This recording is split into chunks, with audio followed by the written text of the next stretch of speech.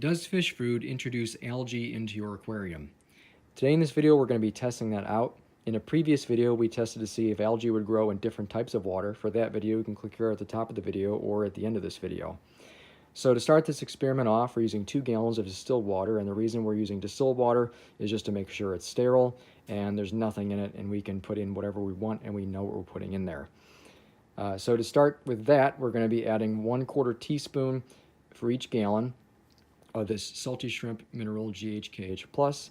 The minerals that you normally find in tap water are basically in this, but in tap water you also have other things, so we just want to make sure we're starting with this. And you really can't, nothing can really survive in plain old distilled water without minerals. It's probably the same reason why you shouldn't drink distilled water, because it has no electrolytes in it. So we're adding that. Also, in each gallon we're going to be using 2 milliliters of nitrogen and 1 milliliter of this general purpose fertilizer. This is Thrive S. As far as the fish food we're using, over here in the left container we're just using pretty much a general purpose flake food, and then also some little pellets here as well. Both of these do not contain spirulina algae, although the fish flakes contain an algae meal. It's not really specifically stated what kind of algae it is, but there is an algae meal as well. Over here on the right container we're going to be adding this shrimp pellets from Aquatic Arts. This is what you would normally just feed shrimp or some bottom feeder catfish. As far as I know, this does not contain any spirulina algae.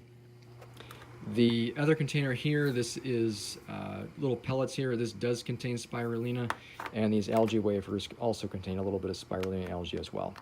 So we're going to be adding all these components together.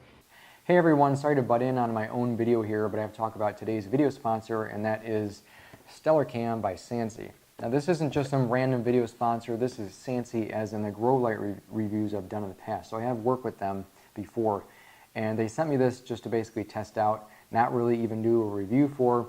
And this isn't really a review so much. I'm just going to kind of go over a couple things for those who might be interested in something like this. Now this is a security camera and a security light all in one. And that is probably one of the things I like about it the most, is that it really just looks like a regular security light. No one would even know that it's actually a camera. Now there are a bunch of other cameras out there you can get for security cameras, stuff like that. I like this one because it is hardwired. I don't like those battery powered cameras, having to worry about charging them all the time or when they're running out of batteries. It's just an extra responsibility. This one is basically just install it and forget it.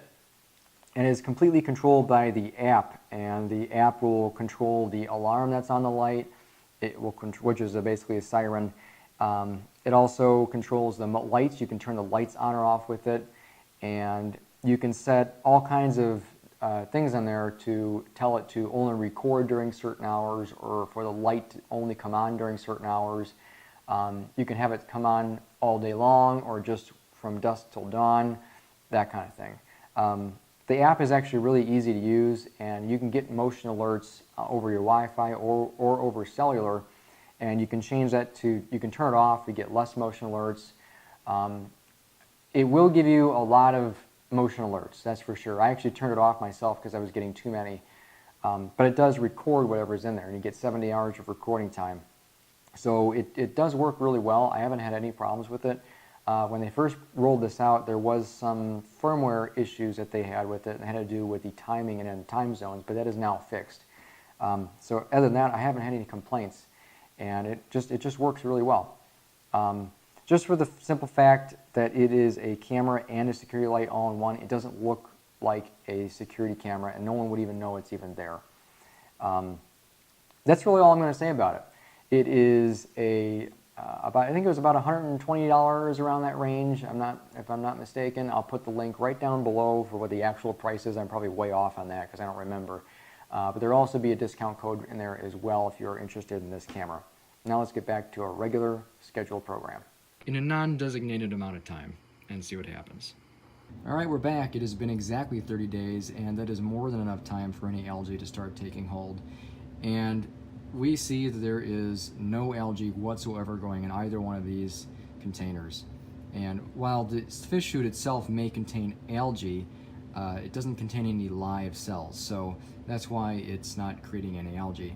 So in previous videos, this is the same concoction I used to test to see if algae existed already in tap water, and if you could grow algae in different types of water.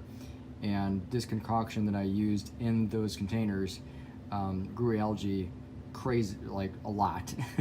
It grew quite a bit of algae very quickly after I added the proper minerals and nutrients, which is exactly what I did here. So nothing is in there. So if algae is not coming from your fish food, and algae is not coming from your water, and everything else is, let's say, sterile in your tank before you put any fish in there, where does algae actually come from? Because you can start at an aquarium without any livestock in there, meaning water that you used from your own source, and everything you put in there had been sterile already, and you all of a sudden grow algae. It just comes out of nowhere. So the next video I'm going to be doing is basically just aerating the water. So all these experiments that I've done have been closed containers, although I do open them, do an air exchange twice a week and shake them up. So there is fresh air that gets in there, but for the most part they're closed. So in the next video what I'm going to do is have an open container, and I'm just going to aerate the water with the appropriate nutrients in there to start it growing. So we're going to see if we can get algae to just come out of the air. So that'll be the next video.